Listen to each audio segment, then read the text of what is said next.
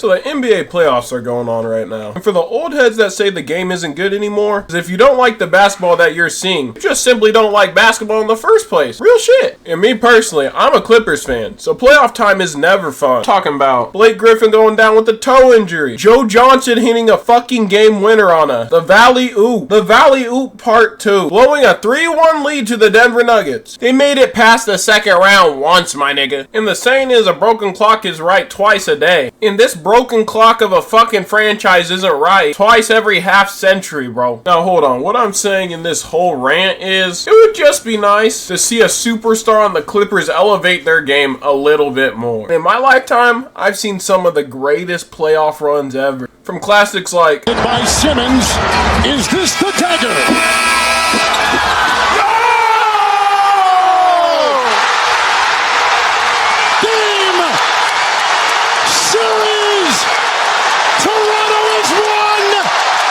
to some of the most iconic defensive plays like Irving drives, hop step inside, floats it up, misses, rebound taken by Iguodala.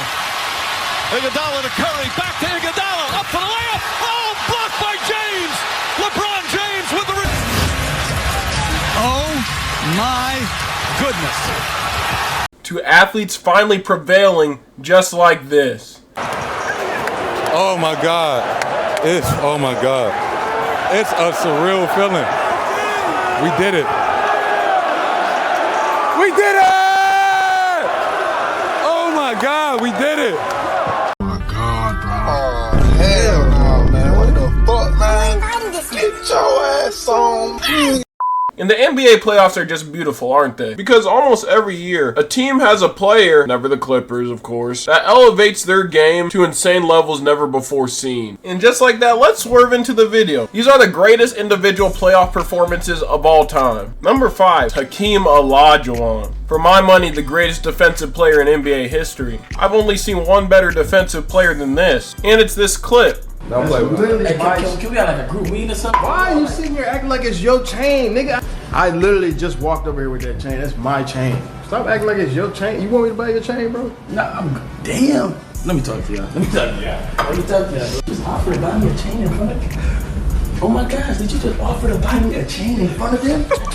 But nah, my mama though, if any of my friends did that shit, they are getting slimed out immediately. Them niggas are literally getting eradicated off this earth. Hakeem Olajuwon in 1994 averaged splits of 29 points per game, 11 rebounds per game, 4.3 assists per game, to go along with 4 blocks per game, and 1.7 steals as a center, to lead the Houston Rockets to their first championship in franchise history. And in the 1994 playoffs, Hakeem Olajuwon would register over 5 blocks in a single game 10 separate times. And he had a stat line of at least 30 and 10 7 times in this playoff run. And absolute masterpieces in game 3 against Portland, where he dropped 46 points, 8 rebounds, 4 assists, and 4 blocks on 53% shooting. He had another 40-piece game against the Utah Jazz where he had 41, 13, and 6. In this playoff run, he shot 50% from the field as well to go along with his first ring. And all this alone will throw him at the number 5 spot for the greatest playoff performances of all time. Number 4, he might be creepy, he might be bald as shit, he might have quite literally put his teammates' toothbrushes in his ass. But early 2000s, Shaq is the most dominant player in NBA history and arguably the most dominant playoff performer in NBA history. Shaq in the early 2000s wasn't putting his teammates' mouth guards in his literal ass crack. He was putting his dick in opposing teams' faces. Because Shaquille O'Neal in the year 2000 was on a tear. He should have been the first unanimous MVP this year. In the playoffs, he proved why he should have been, having splits of 30, 15, and 3 to go with 2.4 blocks per game. This dude's dominance was unreal. And in game 2 of the NBA Finals against the Indiana Pacers, Shaquille O'Neal would have 40 points, 24 rebounds on 61% shooting from the field. And that wasn't it for the Pacers. Hell, in game 1 he had 43 points, 19 rebounds, and shot 67% from the field. In game game 1 of the NBA Finals. And if you thought he was done there, to close out the game in game 6 of the NBA Finals, Shaq put up another 40-piece, his third of a 6-game series, to go along with 12 rebounds and damn near 60% from the field again. Simply one of the greatest peaks of all time, and he's number 4 on my list for greatest playoff performances in NBA history. Number 3,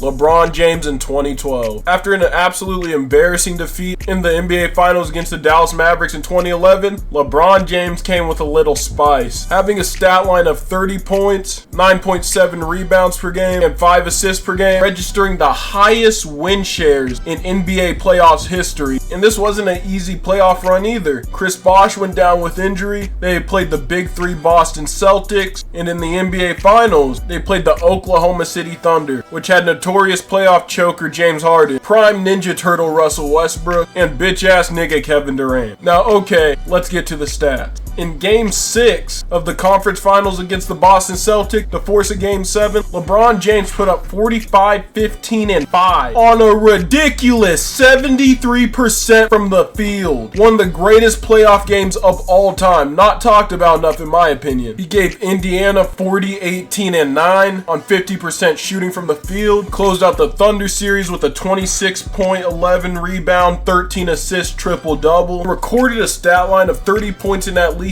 10 rebounds 7 times in this one playoff run. Simply put, one of the greatest playoff runs of all time, one of the greatest players of all time, and number 3 on my list. Number 2, 2016 LeBron James. For my money, this is the greatest playoff performance I've personally seen in my lifetime. I'm not gonna let nostalgia blind me. I'm gonna be better than the old heads, and I'm gonna put 2016 LeBron at number 2. 2016 LeBron is one of the greatest players ever, if not the greatest player ever, having splits of 26 points per game, 9.5 rebounds per game, 7.6 assists per game, 2 steals per game, and 1 block per game. Now this is the thing. He played a great playoffs, but I want to focus on these last 3 games of the NBA Finals. So as you know, LeBron James and the Cleveland Cavaliers were playing the 73-9 Golden State Warriors in the NBA Finals. They were down 3-1, and what would happen in the last 3 games is stuff of absolute fucking legend. You could literally see the veins in his dick.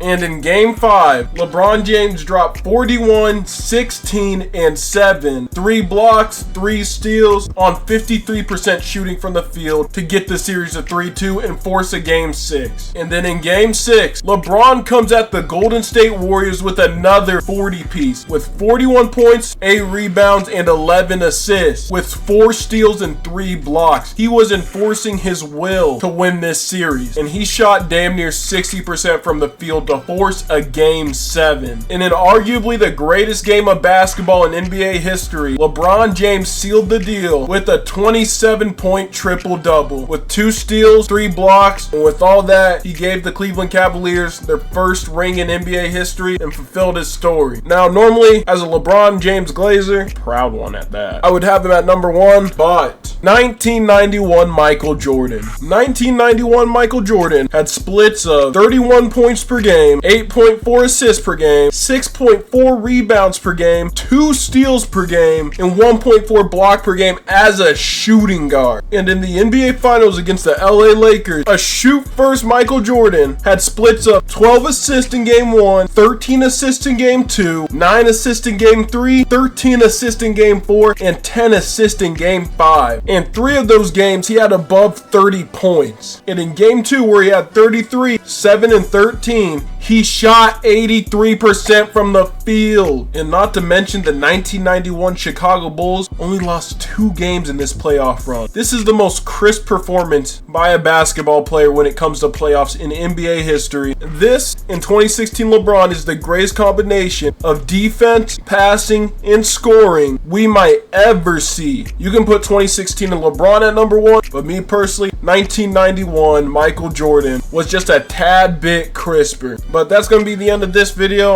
Like, subscribe, don't Chris Benoit your family, and I'll catch y'all boys later.